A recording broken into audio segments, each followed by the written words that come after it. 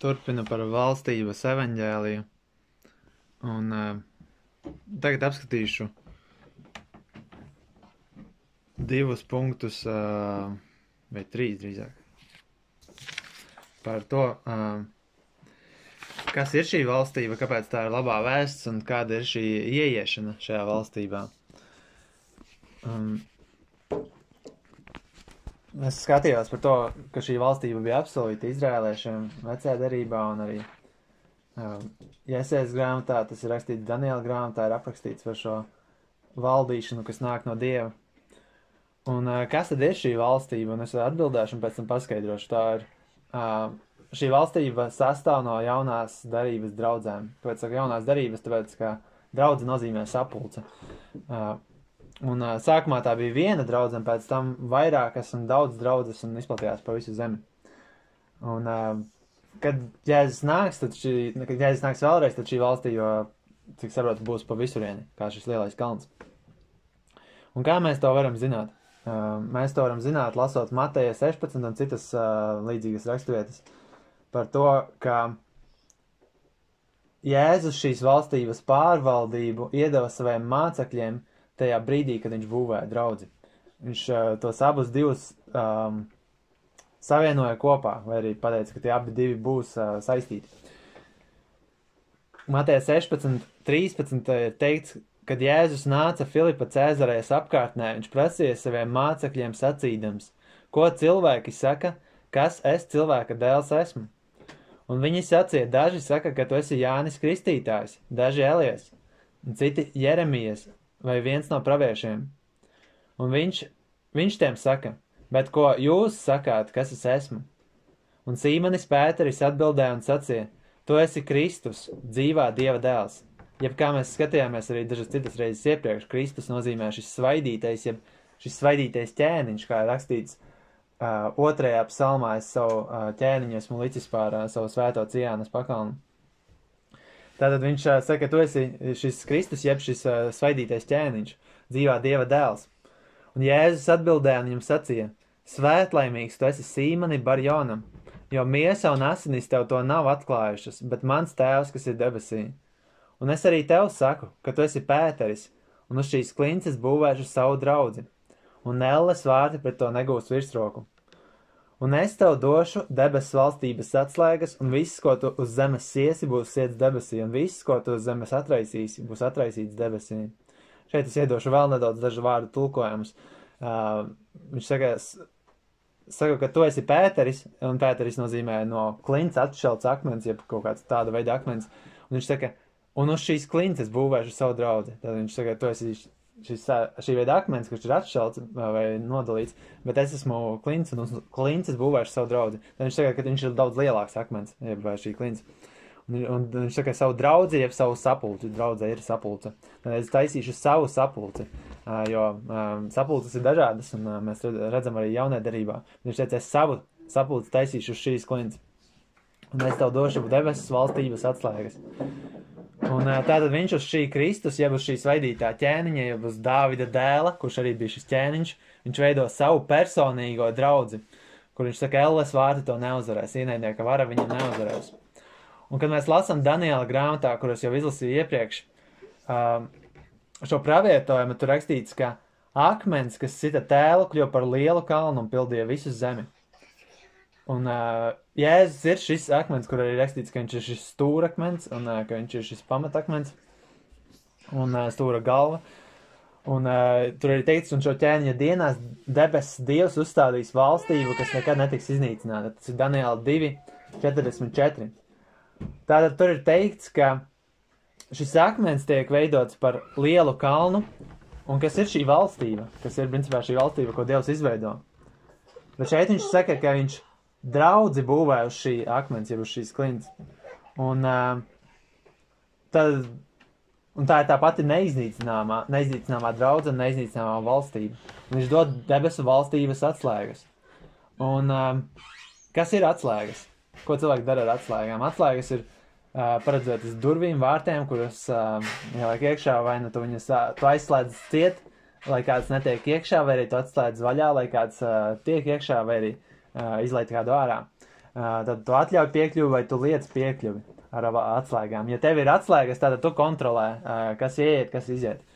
Un viņš dod Pēterim šīs valstības atslēgas. Pēteris, nepārprotami, nestāv pie debesu vārtiem, kā tas ir katoļiem, un neskatās, kurš ir bijis labs un kurš var ieiet debesīs, bet viņam tika dotas atslēgas, un viņam netika dota vara pār glābšanu. Pēteris nespēja pieņemt lēmumu, kurš cilvēks ir glābts, vai kurš tiks glābts, vai viņš nespēja glābt cilvēkus. Bet viņam ir šīs atslēgas. Tas nozīmē, ka tas raksturo kaut ko citu, un šī ir šī. Un Jēzus pats paskaidro, kas ir šīs atslēgas. 18. nodaļā viņš min vienu no šiem piemēriem, un viņš saka par to, ja kāds draudzē, jeb šajā sapulcē, kuru viņš jau ir būvējis, šajā draudzē, jeb šī sapulcē, ja kāds grēko, un šis grēks netiek nožēlots, un viņš tiek 3 reizes pamācīts, viņš no viena cilvēka, pēc tam no 2 vai 3, un pēc tam no visas draudzes, ka viņš tiek izslēgts ārā. Un tad viņš saka, viņš piemin atkal to pašu, ko vien jūs iesiet debesīs, tiks siets uz zemes, un ko vien jūs atraisīsiet, siesiet uz zemes, tiks siets debesīs, un ko vien jūs atraisīsiet, uz zemes tiks atraisīts debesīs. Tad viņš saka, ka šai draudzes disciplīna ir saistība ar šīm atslēgām, ar šo saistīšanu un atraisīšanu. Un otrs, mēs varam to redzēt arī pie vēstulēs dažādās, kas ir rakstīts par to, kuri drīkst piekļūt vakarēdienam, jeb Kristus mīlestam, un kuri nedrīkst, vai kuriem būtu jāizslēdz ārā, piemēram, korintiešu vēstulē par to, ka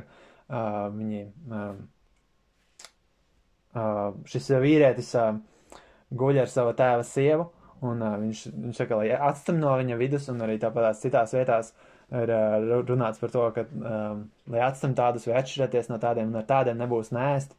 Un tas arī ir atspoguļo to, kas ir tālāk rakstīts par viņa galdu viņa valstībā, sēdēt un ēst pie viņa galda viņa valstībā, tādi nedrīkst kopā ēst. Tas nozīmē, ka viņi nav glābti, vai arī, varbūt viņi ir, varbūt viņi nav glābti, bet viņi tiek izslēgti no šīs dalības. Un otra lieta mēs varam redzēt ir šīs kristības. Pēteris un pārējiem šiem apostoļiem viņš deva šo varu kristīt, tad pieņemt tos, kuri nāks viņa valstībā. Viens ir pieņemt, un otrs ir izslēgt. Un tād, jā, viņš saka, kas ir šī valstība?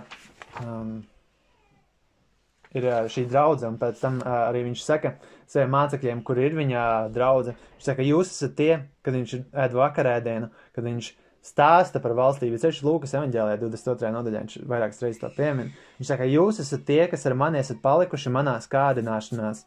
Un es jums nosaku valstību, kā mans tēvs man ir noteicis, lai jūs ēstu un dzertu pie mana galda manā valstībā un sēdētu uz troņiem, tiesādami 12 Izraēla ciltis.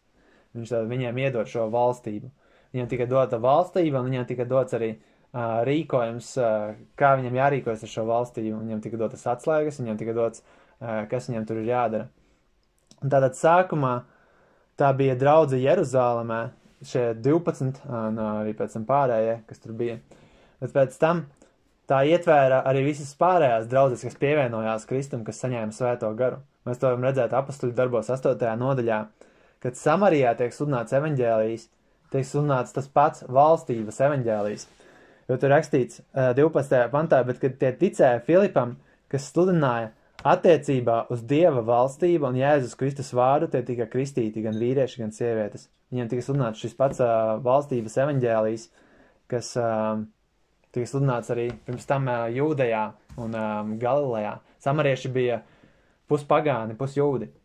Un viņi, rakstīts, ka viņi tātad ticēja, kad viņš sludināja par valstību un par Jēzus Kristus vārdu. Viņi pieņēma šo vēsti, un tad viņi kristījās. Un pēc tam Pēteris nāca, un viņi saņēma svēto garu, un viņi kļuva par draudzi, jeb daļu no valstības. Arī Efezā, kad Pāvils satiek šos mācekļus, viņš viņus kristīja, un nākamā lieta, ko mēs redzam, viņš runā par viņiem par Dieva valstību, kur teikts, un viņš iegāja sinagogā un runāja drošsirdīgi 3 mēnešus, diskutēdams un pārliecinādams attiecībā uz lietām par Dieva valstību. Ja apostoļu darbos 28. nodaļā, kad viņš ir Romā nonācis, viņš arī sludina par Dieva valstību.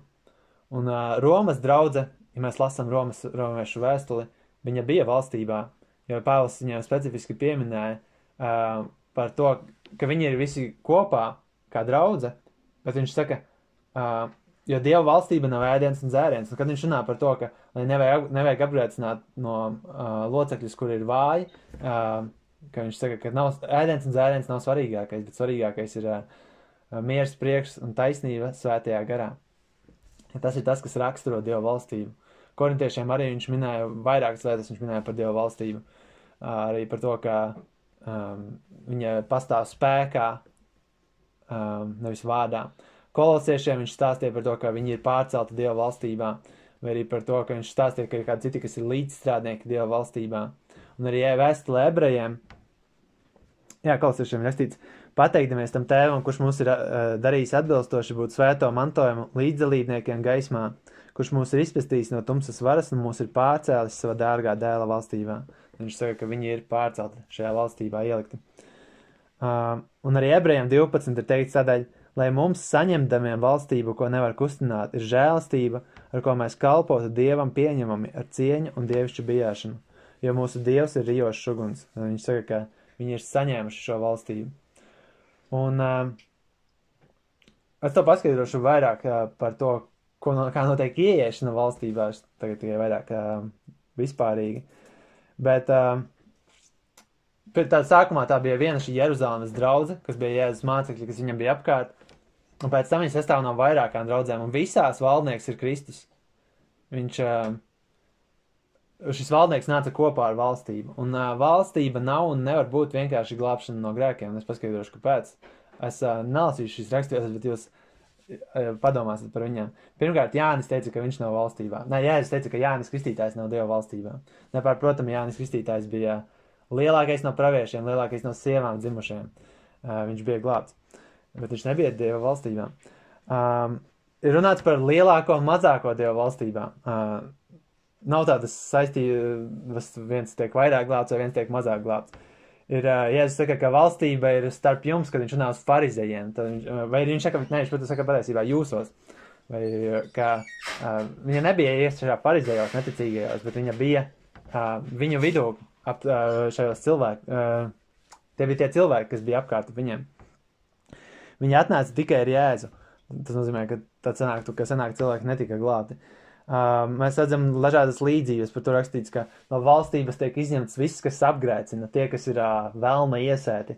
Velns nevar iesēt glābšanā kaut kādus cilvēkus. Svētie gaidīja uz valstības, nozīmē, ka viņi jau bija svēti. Svētajiem tiek dota valstība. Mēs lūdzam, lai nāk tava valstība. Mēs, kas esam viņa bērni.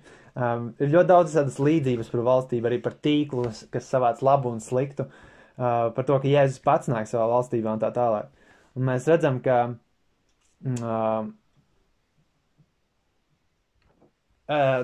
tā nevar būt tikai glābšana.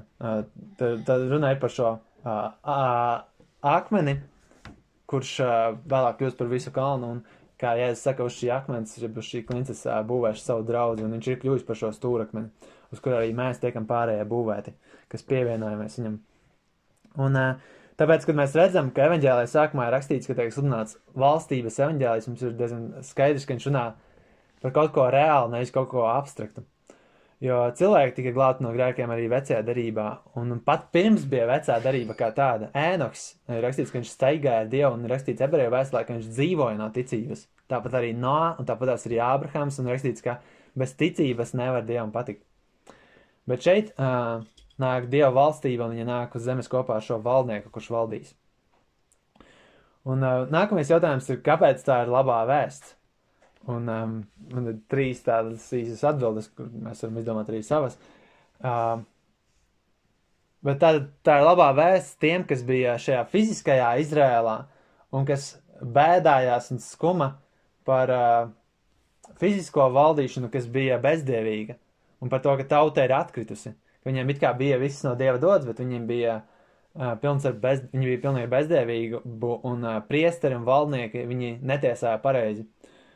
Bet kā nāks valnieks, kas ir līdzīgs kā Dāvids, un kurš valdīs savus ļaudis un dos mieru saviem ļaudīm. Caharija to pravietoja, kad Jānis piedzima, un viņš teica, svētīts, lai tas kungs Izraēla Dievs, jo viņš ir apmeklējis un izpircis savus ļaudis. Un viņš runā par šiem Izraēla ļaudīm. Un mums ir uzcēlis glābšanas ragu sava kalpa Dāvida namā, kā viņš runāja caur savu svēto praviešu muti, kas ir bijuši kopš pasaule iesākās, lai mēs tiktu glābti no saviem ienaidniekiem un no visu to rokas, kas mūs ienīst, paveikt mūsu tēviem apsolīto žēlsirdību un atcerēties savu svēto darību. Zvērestu, ko viņš zvērēja mūsu tēvam Ābrahamam, lai viņš mums dāvātu, ka mēs, izpestīti no savu ienaidnieku rokas, varētu viņam kalpot bez bijāšanas, viņa priekšā svētumā un taisnībā visas savas dzīves dienas. Es jau esmu minējis šo piemēru, bet Caharija viņš kalpoja templī, un varētu teikt, viņam bija labākā pozīcija Izrēlā, viņš bija priesteris, viņš varēja iet iekšā templī, viņš varēja tur kalpot, un es dziedājums, bet viņš saka, ka tagad ir nācis kaut kas daudz labāks, ka mēs varam kalpot ar brīvību, un mēs varam būt izpestīti no ienaidnieku rokas. Kad tiek pasludināta šī labā vēsts tiem, kas gaidīja uz patiesu brīvību kalpot Dievam. Kāda mums ir tagad iespējama.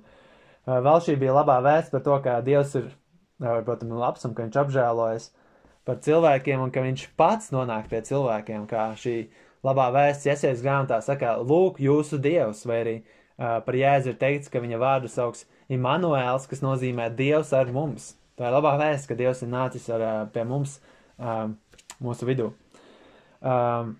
Vēl šī labā vēsts par valstību ir tāpēc, ka beidzot uz zemes būs valstība, kur valda pats Dievs. Izraēls vecajā derībā viņi bija līdzīgi, viņi bija ēna, un tad, kad viņi gribēja sev ķēniņu, un Dievs viņam deva saulu, Dievs teica, ka viņi ir noraidījuši mani, lai es viņa nebūtu par ķēniņu, un viņiem nebija Dievs kā ķēniņš.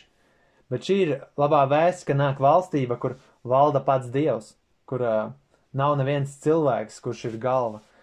Jo pat Dāvids, kurš bija viens no labākajiem ķēniņiem, viņam bija savas problēmas, un viņš nespēja visas valstības problēmas atrisināt.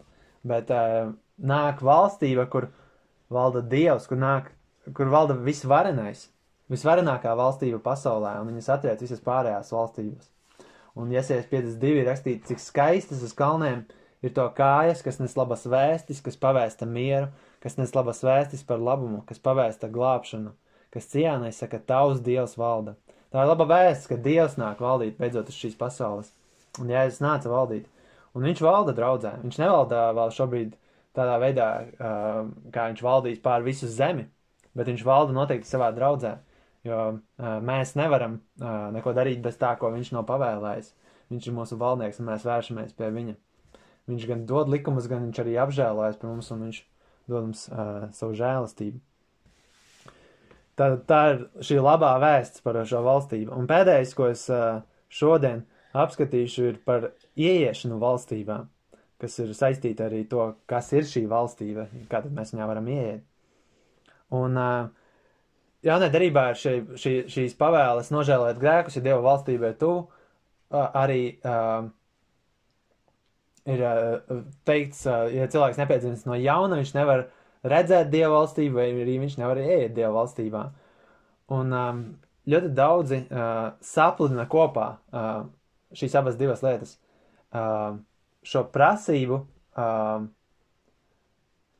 nožēlot ar to, ka viņi jau ir valstībā, vai arī ar prasību, ka viņi piedzimst no jauna un ka viņi jau ir valstībā. Tā kā līdzīgi es teiktu, tu nevari ieiet manā mājā, ja tu neesi apģērbies melnā uzvalkā, vai ja vienkārši melnā tērpā, piemēram. Un tas nenozīmē, ka tā, kad tu esi apģērbies, tad tu esi automātiski manā mājā. Tā, kad tu esi apģērbies, tad tu vari nākt iekšā manā mājā. Tāpēc arī par šo grēku nožēlu vai šo piedzimšanu no jauna. Viņiem bija jānožēlo grēki, vai viņiem bija jāpiedzimst no jauna, lai viņi varētu iet šajā valstībā. Un tad cilvēki ļoti bieži sapludina kopā un tā kā nepamana to, ka tās nav gluži viens un tas pats, jo Vecā derībā cilvēki arī nožēloja grēkus, ninivieši arī nožēloja grēkus. Tas nozīmē, ka viņi iegāja valstībā, tāpēc. Bet par šīm lietām ir runāts, ka tās, ka jānožēlo grēki, jo debesu valstība ir tuvu klāt, lai tu viņu varētu redzēt. Un, ka tu viņu nevar arī redzēt, ja tu neesi arī piedzimst no jauna. Nevienā no tām vietām nav teikts, ka tāpēc tu uzreiz esi valstībā, bet ka tu varēsi tajā ieiet. Un vēl viena lieta, ko es gribēju pieminēt, ka jaunā derībā ir arī runāts par 2 valstības posmiem, un es centīšos nesajaukt prāta par to. Ka viens ir kopš Jāņa dienām, kur nāca Jēzus Kristus, un nāca šis akmens, un šī valstība tika uzstādīta, Dieva valstība uz zemes. Bet otrs posms ir, kad nāks Jēzus. Tad viņš nāks visā godībā. Tad viņš nāca vienā konkrētā vietā, un viņš izveido sākumā. Tur bija valstība, kur viņš atnāca, un pēc tam viņa izplatās. Bet, kad viņš nāks otrais, viņš nāks visā godībā, kā varens ķēniņš pār visu. Un viņš tiesās pasauli. Viņš vairs nebūs tāds ķēniņš, kurš iejāja uz ēzelīša Jeruzālēmē, bet viņš būs citādāks. Viņš nāks uz šī baltā zirga, kurš valdīs, un visi, kas viņu nepieņem vai kas baidās no viņa, kas ir neticīgi, tur ir rakstīts, ka viņi prasīs kalniem, lai krīt uz viņiem un lai pakalni apslēp viņus, jo viņi baidīsies no tā, ka viņš nāks. Un tad šis ir šis otrs, tā varētu teikt, valstības posms, un viens tad ir posms par Jāņa Kristītāja dienām un par ieiešanu tur, bet jaunā derībā mēs lasām vēstulēs, ir rakstīts dažādi panti par to, tāds un tāds neiemantos Dieva valstību. Tā kā ir runāts par nākotni vēl, par šo mūžīgo valstību. Un es mēģināšu jums sadalīt 2 daļās, un šodien es runāšu tikai par šo posmu, kas ir Jāņa Kristītāja dienās. Un Jāņa 1. nodaļā, Jāņa evaņģēlijā ir rakstīts, viņš nāca pie savējiem un savēji viņu nepieņēma, bet cik vien viņu pieņēma, tiem viņš deva varu kļūt par Dieva dēliem. Proti tiem, kas tic uz viņa vārdu, kas bija dzimuši ne no asinīm, ne no miesas gribas, ne no vīrieša gribas, bet no Dieva. Rakstīts, ka viņš nāca pie savējiem, un mēs saprotam, kad runāts par izrēliešiem. Izrēla tautu kā tādu, viņš nāca pie savējiem, un savējie viņu nepieņēma. Viņš bija dzimis kā jūds, mēs redzam, ceļš, viņš iegāja Galilejas sinagogā, un viņu nepieņēma, un daudzkārt viņu nepieņēma, viņš nāca pie savējiem, un viņu nepieņēma. Rakstīts, bet cik vien viņu pieņēma, tie viņš deva varu kļūt par Dieva dēliem. Viņš nāca tātad pie izrēliešiem, kas bija gan ticīgi, gan neticīgi. Pie tiem viņš nāca vispirms. Un viņš tad tiem, kas viņu pieņēma, jeb tiem, kas viņam ticēja, tiem viņš deva varu kļūt par Dieva dēliem. Un ko tas nozīmē? Un es gribēju aizlasīt nedaudz pretējā secībā. Rakstīts, ka kas viņu pieņēma? Rakstīts, ka tie, kas bija dzimuši no asinīm, ne no miesas gribas, ne no vīrieša gribas, bet no Dieva. Tie, kas bija dzimuši no Dieva, tie, kas bija piedzimuši no jauna.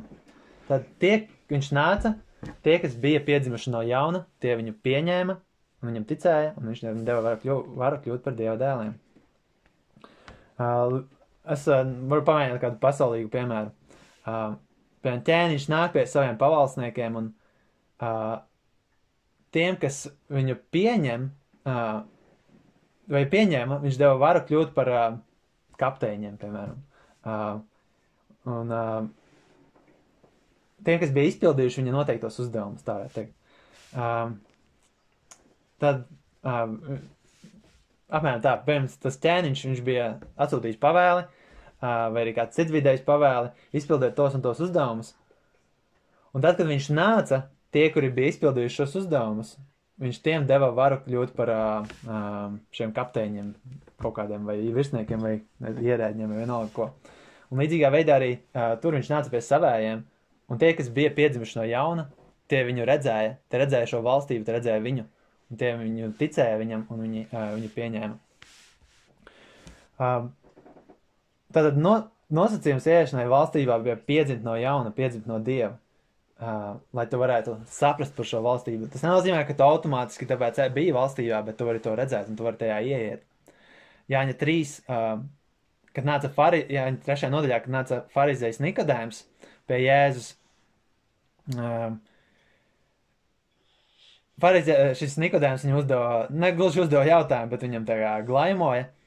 Un tad Jēzus izmantoja viņa vārdus pret viņu, un viņš saka, ja neviens nevar darīt šos brīnuma darbus, tad viņš saka, mēs zinām, ka tas ir skolotājs nācis no Dieva, jo neviens nevar darīt šos brīnuma darbus, ko tu dari, ja vien Dievs nevar viņu. Tad viņš saka, mēs zinām, mēs redzam, ka tu esi skolotājs nācis no Dieva. Tā ir mūsu izpratne. Mēs redzam, ka tu dari brīnumus šīs darbus, un tad tu esi no Dieva.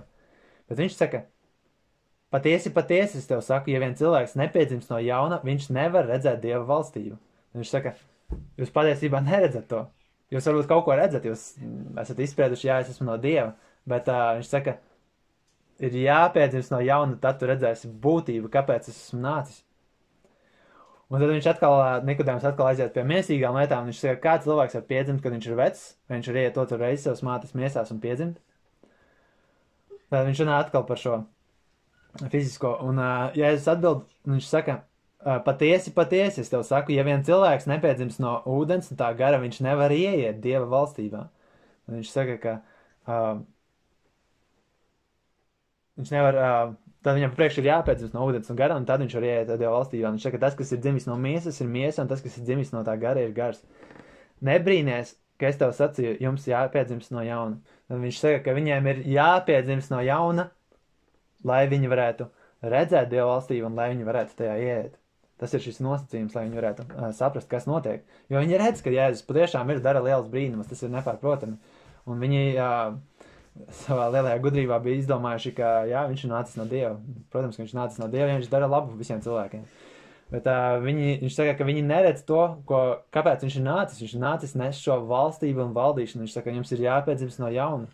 Tu esi jūdu valdnieks, tu esi mācītājs Izrēlā. Bet tu nesaproti, ka ir atnāks šī valstība, kas ir apsolīta. Tāpēc tu nepiedzimst no jauna. Tad nesapludinot to visu kopā, secība ir apmēram tāda. Cilvēks piedzimst no jauna, tad viņš redz Dieva valstību, un tad viņš var izvēlēties, vai viņš tajā ieies, vai viņš tajā neieies. Un vai viņš redz to Dieva valstību, viņš skatās uz šo ķēniņu, viņš redz šo sludināšanu, viņš redz Jēzu Kristu, kurš ir šis ķēniņš, un viņš tic, viņš ieiet šajā valstībā. Un mēs varam lasīt tālāk, citās vietās. Es lasīšu citādi, kā Jēzus pasniedz to pašu nosacījumu citiem vārdiem. Viņš saka Mateja 5. Jo es jums saku, ka ja vien jūsu taisnība nepārsniegs rakstu mācītājiem farizēju taisnību, jūs nekādā gadījumā neiesiet debesu valstībā. Kas ir šie rakstu mācītājiem farizēju? Viens no tiem bija Nikodēms. Viņš saka, ja jūsu taisnība nepārsniegs šo taisnību, jūs nekādā veidā neiesiet. Farizēji bija taisni, viņi bija ārēji taisni. Pāvils teica, ka viņš bija nevainojams likumā, bet Jēzus saka, ka vajag kaut ko vairāk. Šo taisnību, kas nāk no ticības uz Jēzu, kas ir aprakstīta Romiešiem 9. nodaļā, kuru liela daļa izrēliešu noraidīja, nepieņēma, nesasniedza, bet pagāni sasniedza, kur viņš saka, ko tad mums būs sacīt, ka pagāni, kas nesekoja taisnībai, ir aizsniegušies līdz taisnībai, proti taisnībai, kas ir no ticības. Bet Izraēls, kas sekoja taisnības likumam, nav aizsniedzies līdz taisnības likumam. Kādēļ? Tāpēc, ka tie to meklē ne no ticības, bet kā tas būtu no likuma darbiem, jo tie paklupa pie klupšanas akmens. Viņi paklupa pie Jēzus, tāpēc, ka Jēzus viņiem norādīja uz viņa grēku, un viņiem bija sava taisnība, bet Jēzus tur neiedarējās. Jo, ja viņiem ir sava taisnība, kur viņi uzbūvējuši paši sev, viņiem nav vajadzīgs Jēzus. Un viņi paklupa pie šī klupšanas akmens, viņi neticēja vēstī un neticēja arī par šai vēstī par valstību. Vēl citā vietā ir Jēzus 3 reizes norādīja uz to, ka cilvēkam ir jākļūst kā bērnam, lai viņš varētu ieiet Dieva, ja debesu valstībā. Un tas ir tas pats, kur viņš saka piedzimt no jauna, ja nožēlot grēkus. Tas viss ir viens tas pats. Tas nav vienkārši dažādi ceļi par to, kā var ieiet Dieva valstībā. Piemēram, tas ir Mateja 18, viņš saka, Tur rakstīts, tajā pašā laikā mācekļi nāca pie Jēzus sacīdami, kurš ir lielākais debesu valstībā. Un Jēzus aicināja pie sevis bērniņu un nostādīja to viņu vidū. Un sacīja, patiesi es jums saku, ja vien jūs netiekat pārvērsti un nekļūstat kā bērniņi, jūs neieiesiet debesu valstībā. Tad viņš paņēma šo mazo bērnu un viņš saka, šis ir piemērs, kādiem jums ir jākļūst, lai jūs varētu ieiet Dieva valstībā, debesu valstībā. Un šis ir vēl viens no pierādījumiem par to, ka mūsdienās cilvēki, kas sauc mazus bērnus par čūskām vai par grēciniekiem, bet Jēzus tā viņus nesauca. Viņš farizējus sauca par čūskām, farizējus viņš tā sauca, bet tieši pretēji viņš rādīja, kā bērniem mums ir jākļūst kā bērniem, mums ir jākļūst kā maziem bērniņiem. Arī Marka 10 ir rakstīts, bet kad Jēzus to redzēja, viņam mācekļi neļauja nākt pie bērniņiem. Viņš bija ļoti neapmierināts un tiem sacīja, ļaujiet bērniņiem nākt pie manis un neaizliedziet tiem, jo tāda ir Dieva valstība. Patiesi es jums saku, kurš vien Dieva valstība neuzņems kā bērniņš, tas tajā neieies. Arī līdzīgā veidā Lūkas viņš saka, kurš vien Dieva valstība neuzņem kā bērniņš, nekādā ziņā tajā neieies. Viņš tad saka, netiekat pārvērsti un nekļūstat kā bērniņi. Ko nozīmē pārvērsti un nekļūstat kā bērniņi? Tas pats, ko viņš saka Nikodēmam, jums ir jāpiedzimst no jauna. Ka tu noliec visu savu taisnību. Visu, ko tu esi savā dzīvē sakrājis, savu taisnību, savus zināšanas, gudrību par to, kā tu vari būt labs cilvēks un par to, kā tu vari veidot savu dzīvi labu. Tev ir jāpazemojas Dievu priekšā un jāatzīst, ka tu esi grēcinieks. Tev ir jātiek pārvērstam. Un jāpazemojas šīs Dieva vēstas priekšā, kur viņš aicina visus nožēlot grēkus. Tā ir tā pati lieta, ko viņš saka par grēku nožēlu. Un visvairāk mēs tieši redzam tieši šo frāzi, kas tiek sludināta. Nožēlojiet grēkus, jo Dieva vai arī debesu valstība ir tuvu klāt. Tas ir tas pats. Un arī Jēzus teica, nožēlojiet grēkus un ticiet evaņģēlijam, ticiet šim labai vēstī par Dieva valstību. Tad, kad tu nožēlo grēkus, tad tu vari ticēt šeit Dieva valstības, šīs valstības evaņģēlijiem. Un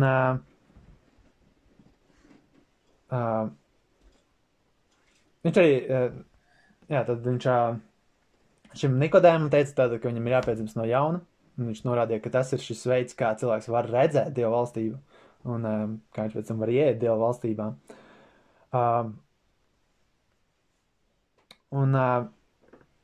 Mēs redzam, ka cilvēki, kas nožēloja, nākamais, ko viņi darīja, viņi kristījās. Un šīs kristības ir šīs durvis, kas ieved Dieva valstībā, kas ļauj ieiet tev Dieva valstībā.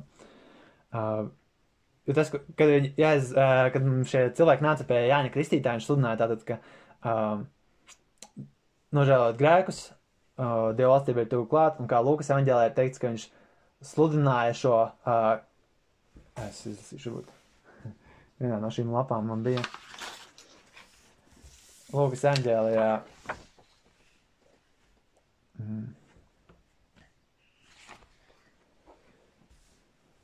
nevaru vairs atrast, nekas.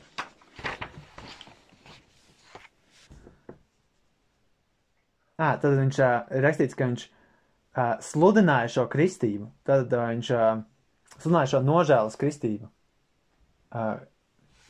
Un kāpēc viņš to sludināja? Viņš rakstīts, ka viņš sagatavoja tā kunga ceļu, un tad ir taisnas tekas, un viņš sagatavoja ceļu Jēzum.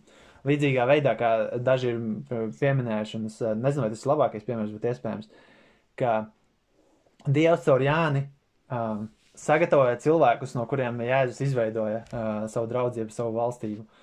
Līdzīgā veidā, kā Dāvids, pirms viņš nomira, viņš atstāja valstību Salmanam, viņš sagatavoja materiālus, no kuriem Salmans pēc tam varēja būvēt to namu.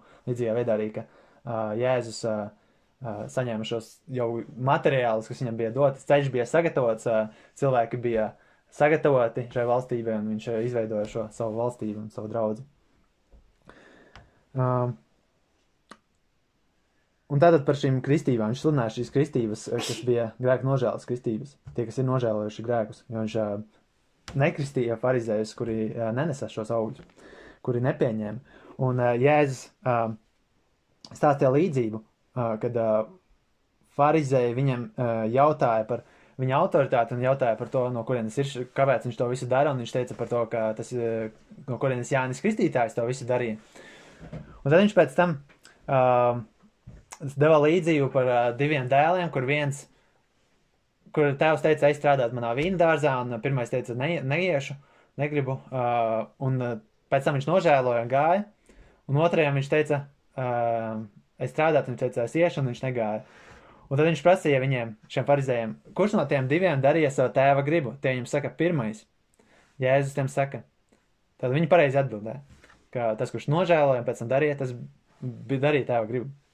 Patiesi es jums saku, ka muitnieki un ielas meitas Dieva valstībā ieiet jums pa priekšu, jo Jānis pie jums nāca pa taisnības ceļu, un jūs viņam neticējāt, bet muitnieki un ielas meitas viņam ticēja, un jūs, kad jūs to bijāt redzējuši, pēcāk nenožēlojāt, lai varētu viņam ticēt. Viņš saka, ka Jānis nāca un sludināja taisnību, un šie muitnieki un ielas meitas un tie cilvēki, kurus viņi sauca par grēciniekiem, viņi ticēja, un viņi ieiet Dieva valstībā, viņu priekšā, bet viņi neieiet šie farizēji un pārējie. Un Lūkas 7. nodaļā arī tāpat ir rakstīts. Un visi ļaudis, kas viņu dzirdēja, muitnieki attaisnoja Dievu, tiekot kristīti ar Jāņa kristību. Tad viņi ticēja Dievam un tika kristīti Jāņa kristību un ieiet šajā valstībā. Bet rakstīts, bet farizēji un likuma mācītāji noraidīja Dieva padomu pret sevi, netiekot no viņa kristīti. Viņi netika kristīti un viņi neiegāja, un viņi pēc, ka viņi neredzēja šo valstību. Tas ir par ieiešanu šobrīd kopš Jāņa kristītāja dienā. Un kā es teicu, ir pēc tam arī šis otrs posms ar Jēzus nākšanu. Bet tie, kas nožēloja, un arī mūsdienās tie, kas nožēlo grēkus un pieņem šo labo vēsti, jeb tic tai vēstī, viņi kristās un viņi ir Dieva valstībā. Valstībā, kurā valda Dievs, nevis kur ir samaitāti valdnieki. Un šī ir tā pati valstība, kur ir tagad arī nākusi Latvijā un kurā mēs varam būt ņemt daļu tajā. Un es, ja Dievs dos nākamajā reizē, parunāšu par lietu, kas ir vajadzīga, jo ja es parunāju tikai par šo pusi, kur rakstīts par šo brīdi ieiešanu valstībā no Jāņa dienām, tad tā ir tikai viena puse, bet ir runāts par tālāko laiku, un Jēzus deva arī ļoti daudz līdzības par to laiku, kas būs pēc tam, kad viņš nāks. Un arī vēstulēs ir ļoti daudz runāts par to,